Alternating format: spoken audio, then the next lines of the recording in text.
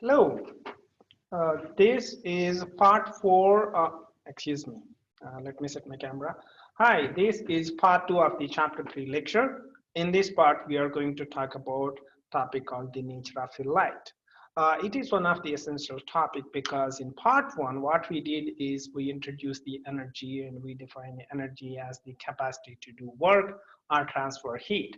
Light can actually do that. So light is because light is one of the main forms of energy that is available to us in this planet. Here, if you think about, for example, a normal day to you, we can describe the normal day as a daytime and a nighttime.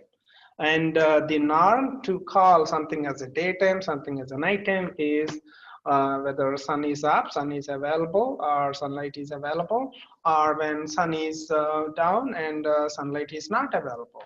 It is so essential because we just, even included our day, or we just divided our time here on the earth as day and night based on, when is the light available.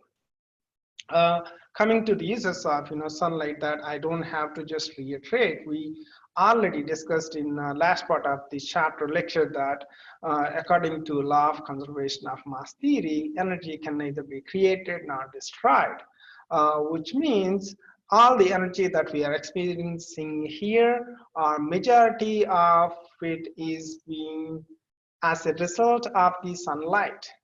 Light, the sun, the star has the huge reserves and gases of hydrogen and helium and four hydrogen atoms inside the sun. A lot of the hydrogen atoms, especially four hydrogen atoms trying to squeeze into one in a nuclear fission reaction to form a helium. In that process, it releases the energy out. Well, it releases lots of heat out.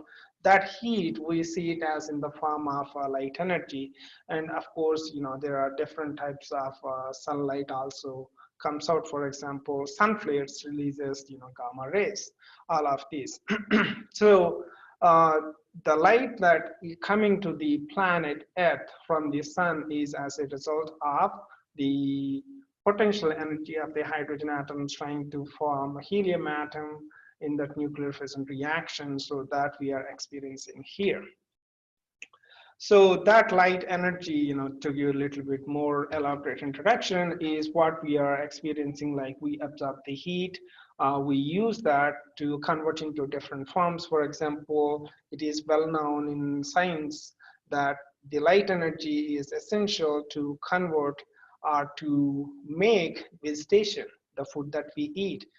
In the photosynthesis reaction, chlorophyll absorbs the energy from the light and makes the produce that we eat, and we eat it and we convert that into different form of energy and maintain this body and able to do work.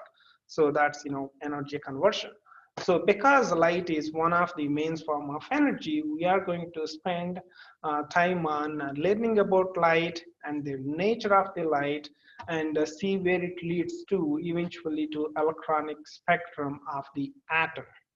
All right, that's about the introduction, just to highlight the importance of light. So here what you are looking at is a chart called electromagnetic spectrum. The light that we are seeing is, we can call it as continuum of radiant energy. It is form of energy, right? And all the list of available radiant energy, when we up as a result of light, we can call it together as electromagnetic spectrum. So electromagnetic spectrum contains the 7 main groups of light energy types. Let's go from highest frequency to lowest frequency. The highest frequency light energy is gamma rays. Frequency is directly related to energy, which I will discuss later in this part of the lecture. So we all know that gamma rays is directly related to causing radiation, harmful to the body, because it has high frequency. So high energy can damage human body or animal body easily. And so is X-rays. They still have high energy, and so is, to a certain extent, ultraviolet region. So What you can see it from here to gamma rays are reducing its frequency, which means reducing its energy, but the wavelength is increasing. So what it means is energy and frequency are an inversely proportional relationship.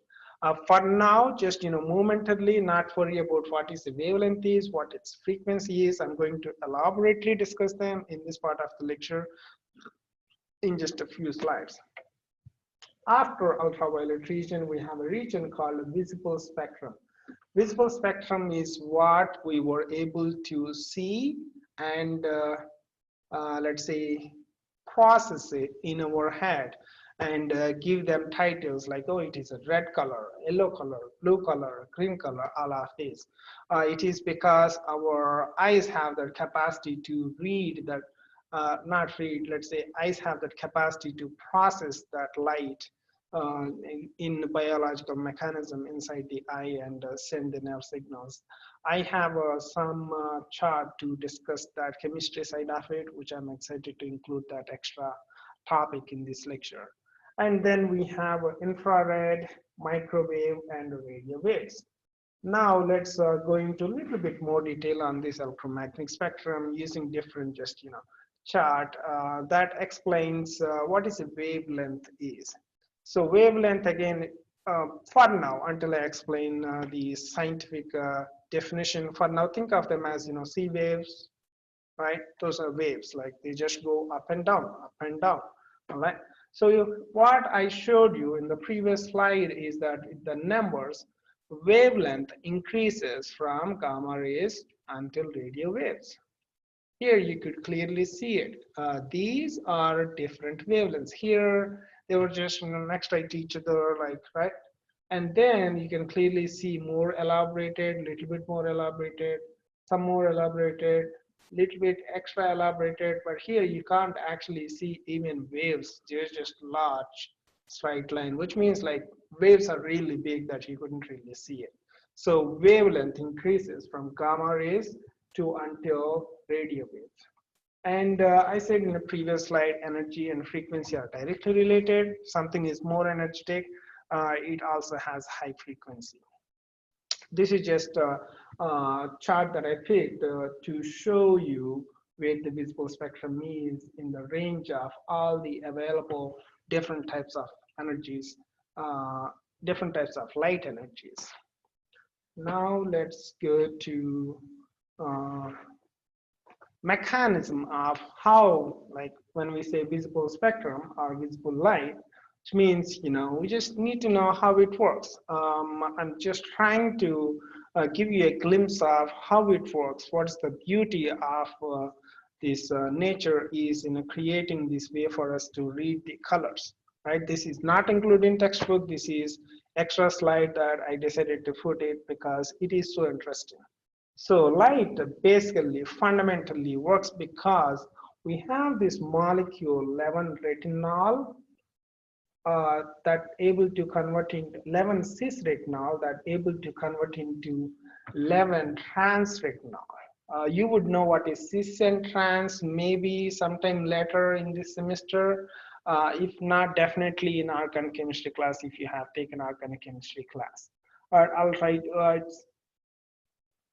When you know how to draw Lewis structures, then I will briefly talk about this so that at least you would know before you graduate this class, but it is not important to know. This is discussed in organic chemistry.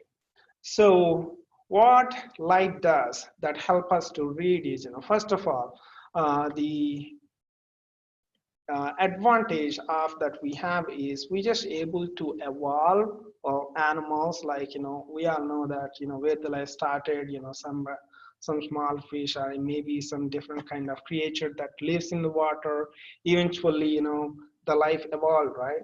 So when this light hits the water, so water able to absorb some of this light, so that creates the necessity for the life that is present in the water at the time. This earth is like billions and billions years of old, right? So over the years, light hitting the water and it passes through the water, so it kind of created necessary for the life that is living in the water at the time before all of us started evolving into humans.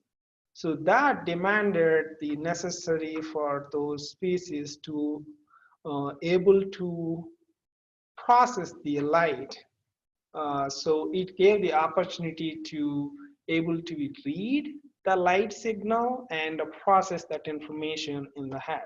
So that's how evolution happens, right? If you study biology, they talk a lot about uh, evolution, how we are able to, for example, how we able to talk, how we able to use hands better. So all of this is evolution. Like it comes in genes for the generations of necessity and demand. For example, I heard a podcast by Neil deGrasse Tyson. Um, he said that there is a lizard that if you cut lizard tail, it has the mechanism to grow its tail back because for some reason it just landed over the years.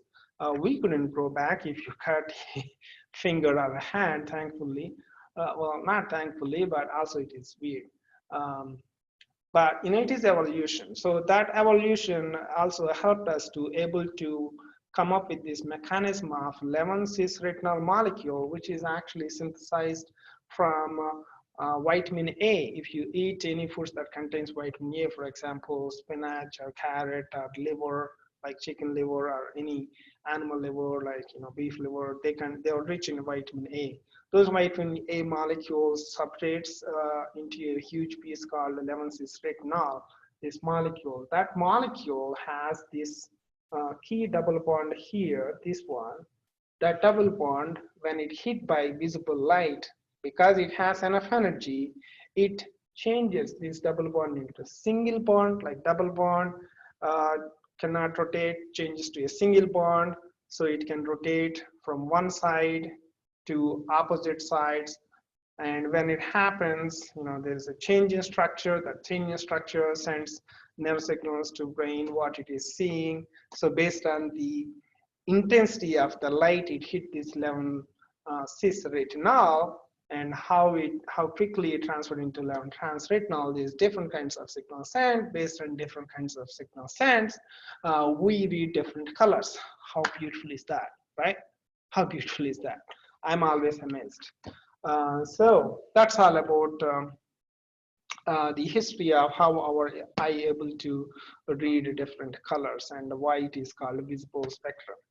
All right, let's go back to the actual topic. This is included in the textbook, and we are required to know this information for sure. We just took a detour to talk about the beauty of the chemistry and energy. So what we start our discussion before we took detour is we just introduce ourselves with electromagnetic spectrum, and we're trying to come up with the pieces of what is a wavelength is, what is a frequency is, and if they were related, how they were related. The number that you're looking at here is the speed of the light. We're talking about nature of the light, so we should know its behavior. So one of the behavior is light travels fast. Light travels fast, for example, at 2.99, about 3, we round it up to 3.00 times 10 to the power of 8. It's almost, close to a billion times faster than us, right? 10 to the power of 8, almost billion times, not exactly billion. So this light, speed of the light, when we calculated, just trivia information, when somebody asks you in a Jeopardy show, the light, speed of the light, we actually know only for sure in 1975. So it's not that long ago that we know what is the speed of the light is. Like we have an idea that it's really quick, and there is an assumption that how quick it is, but this number that you're currently looking at is correctly identified in year 1975. This goes your trivia points, good. Now let's come back. So how we calculate the speed of the light. So light travels in the form of wave. I'm going to describe or show you what is a wave is and how it travels. So wave has both wavelength and frequency. Wavelength is how big the wave is, and frequency is how many waves there are in particular time frame when it travels. So speed of the light is as a result of wavelength and frequency. multiplication of wavelength and frequency. And wavelength is measured in meters, and the frequency is expressed as reciprocal seconds, like per second. You say per second how many waves. That's why we call it as reciprocal second. Or you can also measure it in H. Both are acceptable units. Now let me show what is wave is. So light, that forms of energy, travels as a wave. We are going to show you proof at the end of the lecture why it is a wave, why you should believe me. I have a proof to show you. So light travels in the form of wave, and these are the expressions of the wave. You see, there are waves. It goes up and down, up and down, up and down. And so is this. Why I have three difference? Just to show you that there are different types of waves and some calculations how to calculate this. Now let me put some text in here. All forms of electromagnetic radiation travel in waves, or you can call this light energy as also as the electromagnetic radiation, like sunlight. We call it as sunlight, but it's actually a radiation, right? It is as a result of something burning really hard. The star is burning really hard during the chemical reactions that releasing heat. That heat we are reading it as light. We're calling it as light, but it's actually a radiation. Basically, we're just calling light because we're able to see it. That's the title we gave. But all the lights, different. One thing you can see or not see, all of them are basically radiation. Just giving name light because something that makes sense to us because we are able to see it. So this light travels in the form of waves, or this radiation, any radiation, electromagnetic radiation travels in the form of waves, up and down, up and down. So how do you calculate waves? If you know that it travels in waves, you need to have a method to calculate its length of a wave. That length of a wave is calculated between two identical points of a wave. You can calculate between two troughs, or between half a trough to another half a trough, or either way it works. So basically two identical point is the easiest way to say it. And you will call that wavelength as you will use this signal lambda, this one. You will use the signal like a curve to t, and you call it as a lambda in chemistry or in science. And then frequency, you write it as italic in V, but you call it as nu, nu. So frequency is the number of waves that passes through a particular point in 1 second. Like when you calculate frequency, you basically look for two identical regions and see how many of those will pass through in just 1 second. If the waves are really small, let's say in 1 second, this is the distance something can travel. Waves are really big, I wouldn't even get one. If the waves are maybe, let's say, reasonably smaller, I may get one or a couple. The waves are really small, there might be many of them in this space, right? So that's what frequency is. How many would travel in one particular area in just 1 second. And amplitude is easy to read. Amplitude is how tall is the wavelength from its half point, the vertical distance from the middle of the wave to the top peak or the bottom trough. So this is the middle of the wave from that point to either top or to the bottom of the trough. That is amplitude. These are the three definitions that you need to know. Light travels in the form of wave, and waves are measured in the form of wavelength, frequency, and amplitude. Now let's spend some more time in understanding all these three of wavelength, frequency, and amplitude.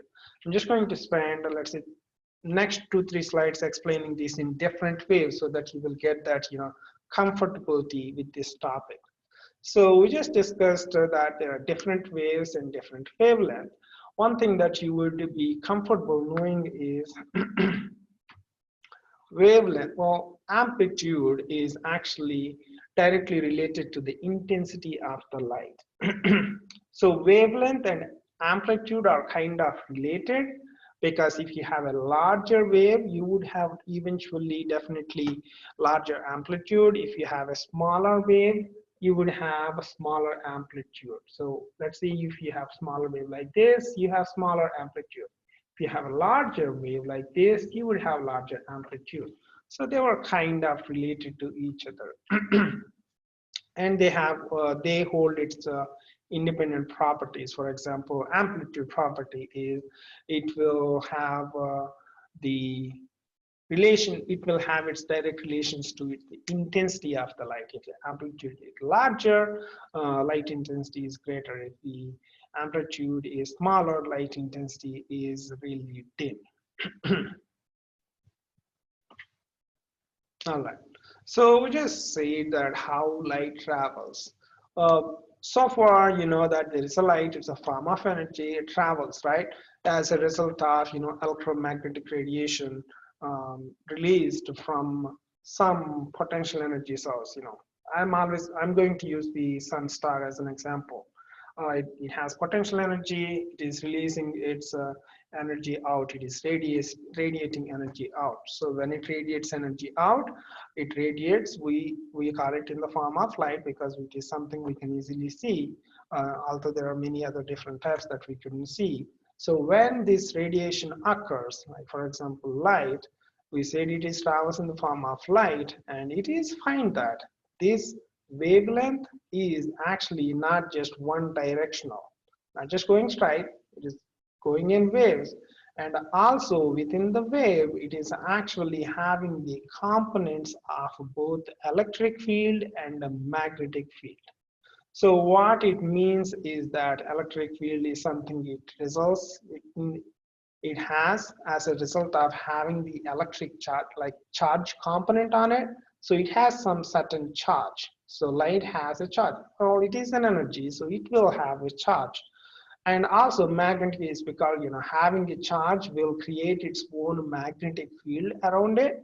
So because it has the both the charge and the traveling, so it acquired this magnetic nature as well. So it happened to find that these components of both electric and magnetic components are perpendicular to each other, but traveling in one uniform direction.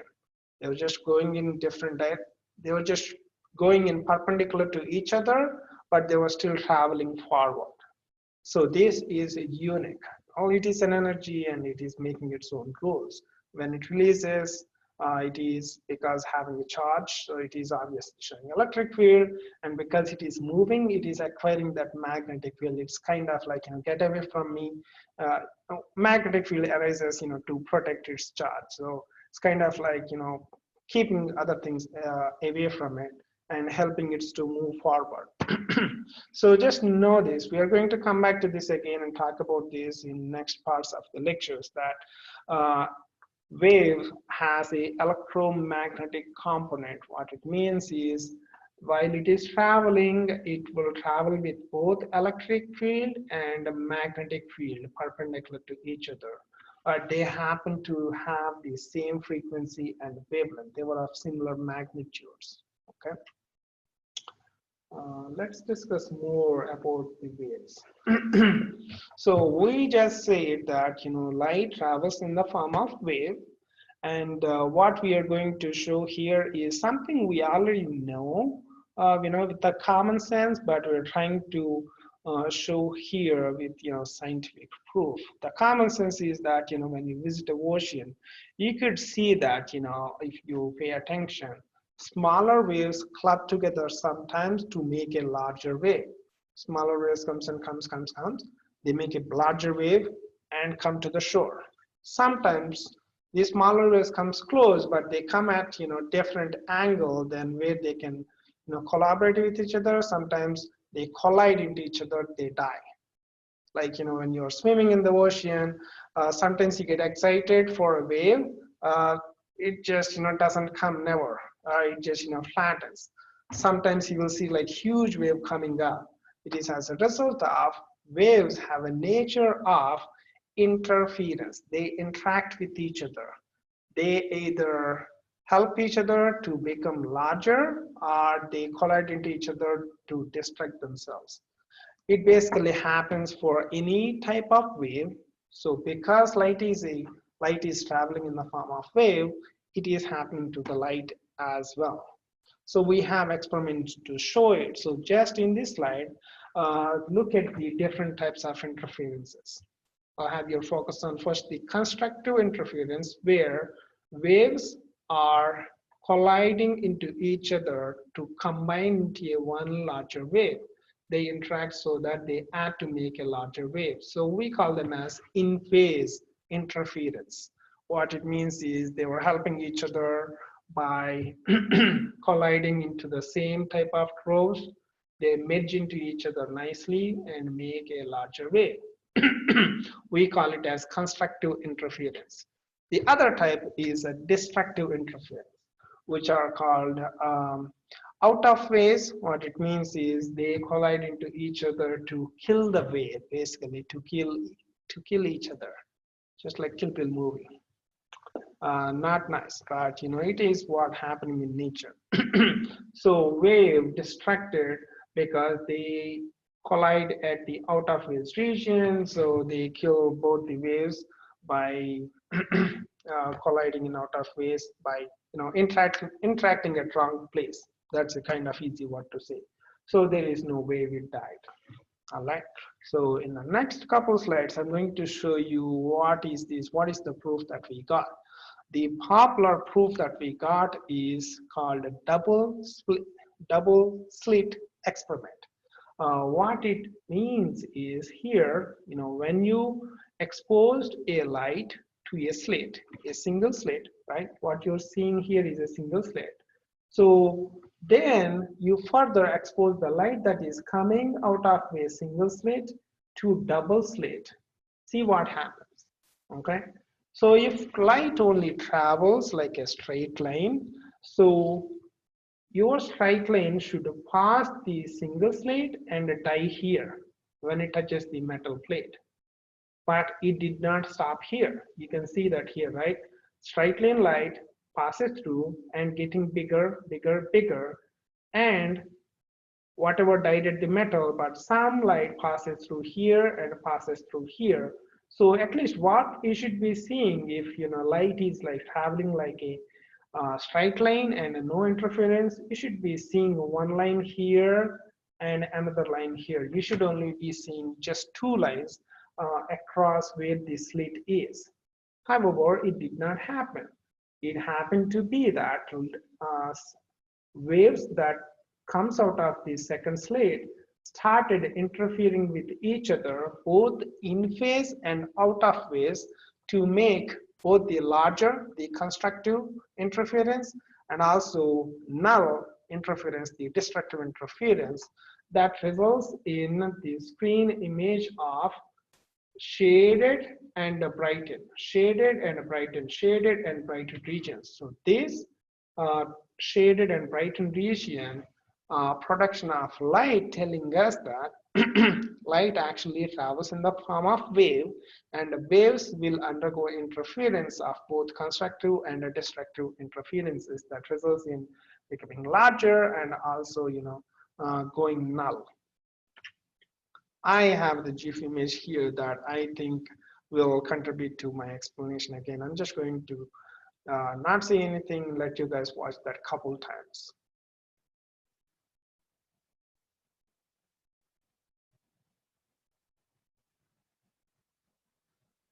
I will say this. Think of this one as this first slit, right? Think of this one as first slit coming out, going to double slit, some dying here. So only little bit passing here into slits. Once it passes, pay attention to what is happening here. Once it passes through this small slit, they started interfering, and there is no wavelength here. There is a troughs, larger troughs. Means constructive, destructive, constructive, destructive, constructive, destructive. You can see the end product where there is a bright spots and no spots. bright spots are as a result of constructive interference, and no spots are as a result of destructive interference.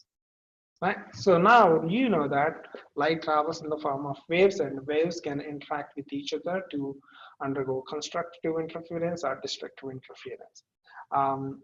One more slide. I don't know which one connects.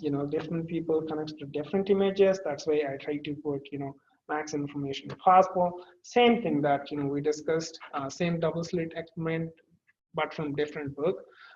Light started small, but slit, and then whatever it slit, trying to undergo collide, constructive interference and destructive interference, and eventually leading to a film film production of both the bright and not bright spots, that we call it as double slit experiment data, right? So it has both the bright and null spots. It is again as a result of getting larger and getting killed each other. So this is what we are going to do in this part of the lecture very last. Let's see what we just learned, right? Let's apply. So the question says that one type of laser used in the treatment of vascular skin lesions is a neodymium doped yttrium aluminum garnet, or NDYAG laser. The wavelength commonly used in the treatments is 532 nanometers. What is the frequency of this radiation? Okay, so it gave you a wavelength of the radiation it is using for some treatment of the lesions, and it is asking you to identify the frequency. In this lecture, we discussed the relationship between wavelength and frequency as the product of wavelength and frequency is equal to speed of the light. So you just need to find a way to rearrange this equation to find the frequency.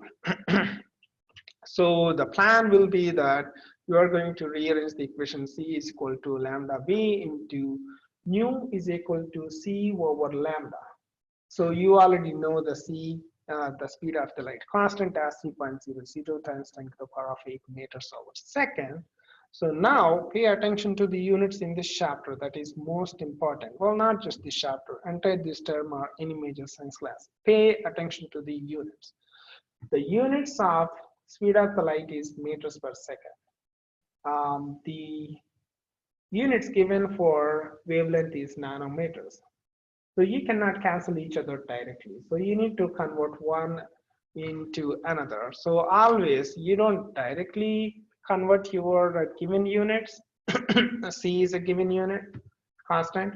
So you would convert these nanometers into meters first so that you can cancel the meters and meters.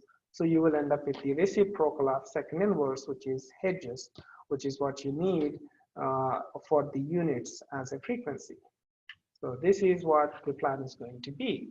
So lambda is 532 nanometers. You convert into meters by using the conversion factor between nanometer and meter. So you will have the data of the wavelength in meters. And then you use the equation that we discussed, mu is equal to C over lambda, and you end up with 5.64 times 10 to the power of negative 14 second inverse. That's the frequency of this wavelength. That's all for this part. I'll see you again in another part of the lecture.